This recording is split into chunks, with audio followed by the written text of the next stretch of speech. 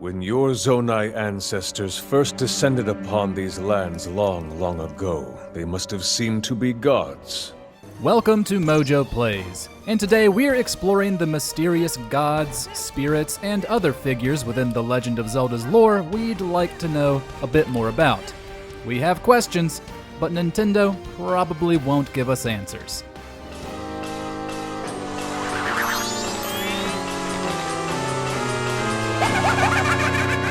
But hey, before we dive into it, we publish new content all week long, so be sure to subscribe and ring the bell to get notified about our latest videos. The Interlopers, The Legend of Zelda, Twilight Princess.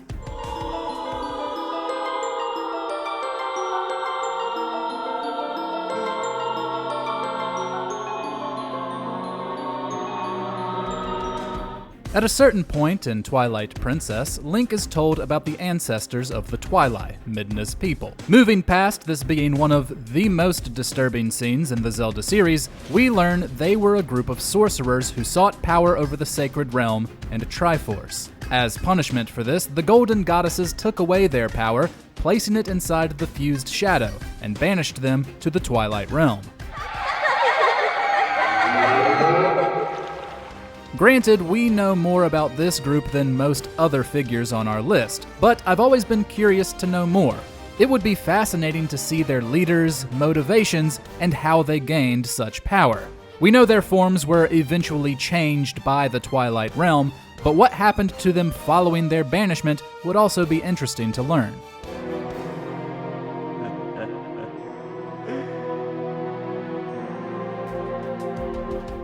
The Spirits of Good, The Legend of Zelda Spirit Tracks.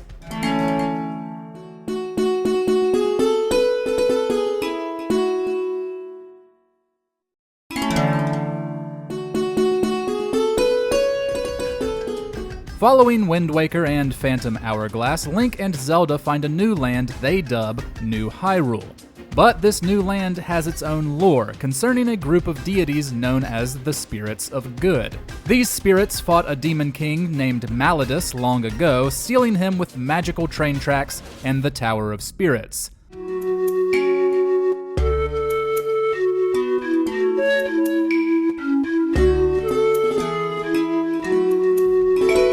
Their connection to the Golden Goddesses, if they created New Hyrule or not, is something that is never explained. There are only a few people left of the tribe who served them, the Lokomo, in the game.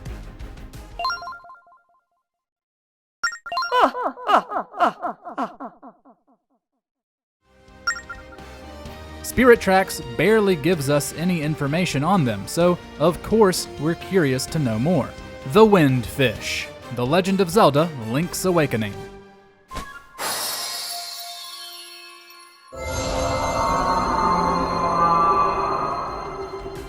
This deity of sorts created Koholint Island, everything and everyone on it, through the power of its dreams. And while you might argue that we got enough of the Windfish in Link's Awakening as a tool to deliver the most bittersweet ending in the series, the more I think about it, the more I want to know.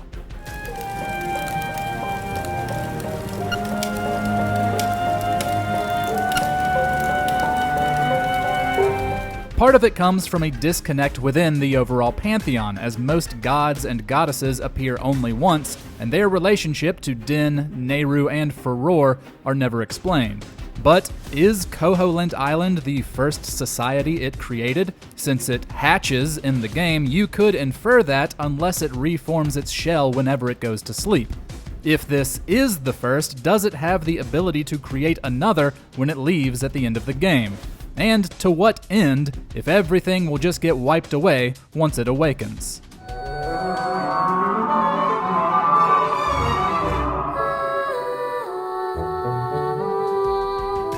The Lord of the Mountain, The Legend of Zelda Breath of the Wild and Tears of the Kingdom.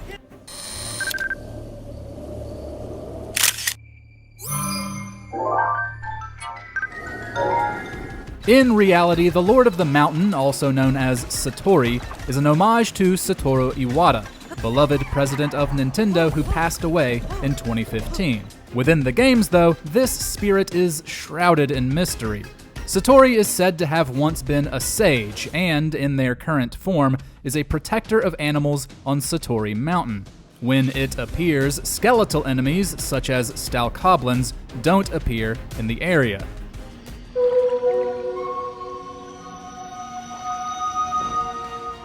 In Tears of the Kingdom, Satori also shows Link the location of nearby caves if he makes an offering at a cherry blossom tree. Telling us this spirit was once a sage already makes us want to know more about them. It seems unlikely they're a sage of the past seen in Tears of the Kingdom, so who was this person, and why did they return in such a form?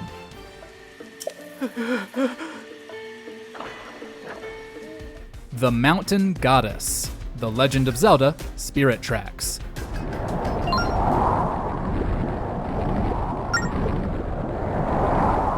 Since the land of New Hyrule seems to have its own pantheon, there's another deity to go along with the spirits of good that we never learn much about. In Goron Village, the residents worship a mountain goddess who's never given a name. They have an altar in dedication to her, and many of them believe the mountain's volatile state when Link arrives stems from her anger.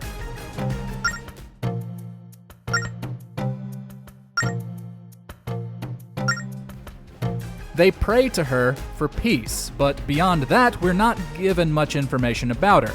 What's interesting is that this is the only time Gorons are shown to have their own deity. In other games, one is either never mentioned, or the Gorons are closely linked to Hylia, like many other races.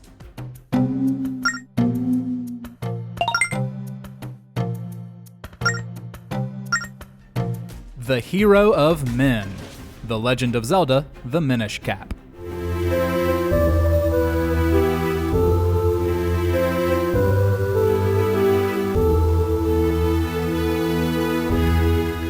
There are a couple of versions of Link we only hear of and never play as, but the one I've always wanted to know more about is the so-called Hero of Men spoken of in the prologue to the Minish Cap. During his time, vague evil beings plagued his land. Standing against them, he had aid from the Picori, the Minish race who descended from above and gave him a mystical sword and the Light Force, a power that wards against evil.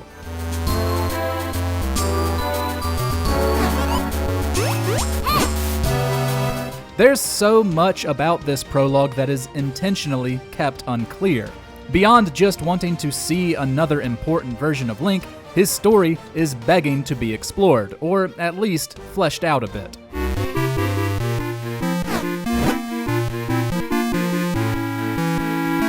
The Zonai. The Legend of Zelda Tears of the Kingdom. We didn't mean to startle you. I'm sorry. It's okay. My name is Sonia. A hint of the Zonai in Breath of the Wild brought countless questions and theories. But when we finally got to see them in Tears of the Kingdom, we were still left with a lot of mystery. They're said to have been close to gods themselves, even descended from them. By the time of the game, or the flashbacks of the time Zelda was sent back to, only Rauru and Minoru remain.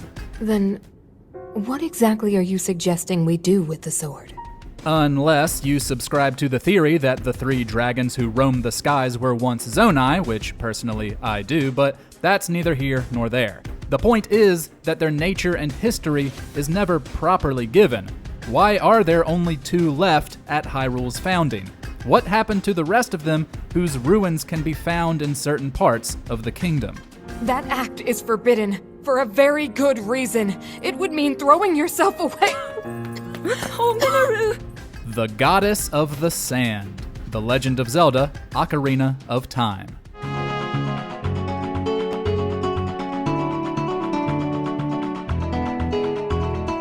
Another deity we only see remnants of is the Goddess of the Sand in Ocarina of Time. Since the game's lore is most concerned with the Golden Goddesses, which Hyrule's people worship, we're given virtually no information on the deity worshipped by the Gerudo. There are two massive statues of her, one inside the Spirit Temple and the other marking its entrance. We know this temple was built by ancient Gerudo to honor her, but her teachings, her abilities, her nature, her connection to the Golden Goddesses, if any, all of that is unknown.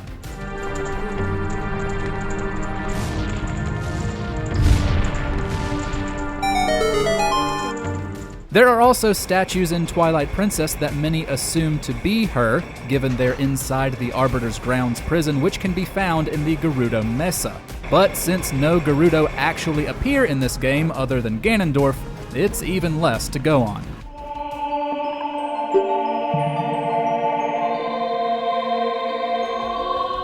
The Horned God, The Legend of Zelda Breath of the Wild, and Tears of the Kingdom.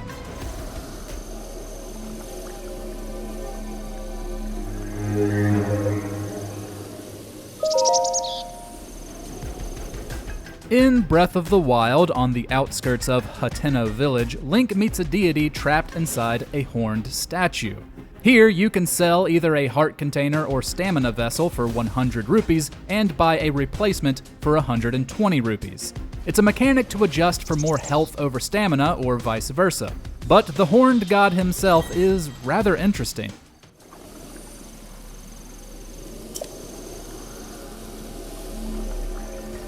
His shady deals drew the ire of Hylia, who trapped him inside the statue. Her dislike of him is so great that he's been moved to less populated areas several times. In Tears of the Kingdom, he sits hidden within the royal passage underground. Jaren, who points you in the statue's direction, also claims the Horned God is the darkness that opposes Hylia's light, and that one can't exist without the other. This surface-level information begs for his history to be explored. What was this deity like before being trapped? How powerful was he, and why did Hylia view him as such a threat? Majora, The Legend of Zelda, Majora's Mask.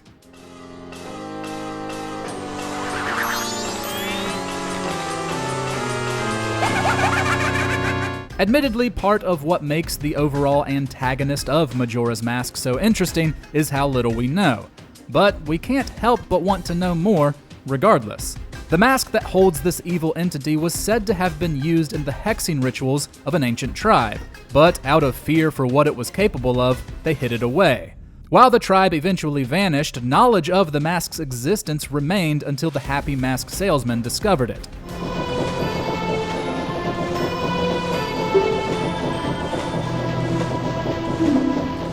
Naturally, the story behind Majora before it was trapped inside the mask has never been told. The closest we've gotten is a non-canonical side story in the manga adaptation, showing it to be a mighty dragon who resided in a timeless land, devouring all who came looking to claim the powerful armor it wore. But as far as the actual canon is concerned, Majora's origins remain one of the franchise's biggest mysteries.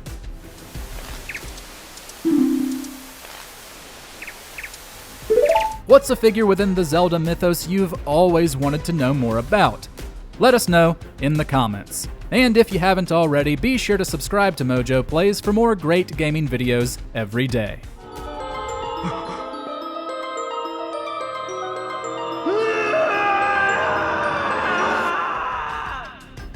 Thanks for watching. If you enjoyed the video, there's more where that came from.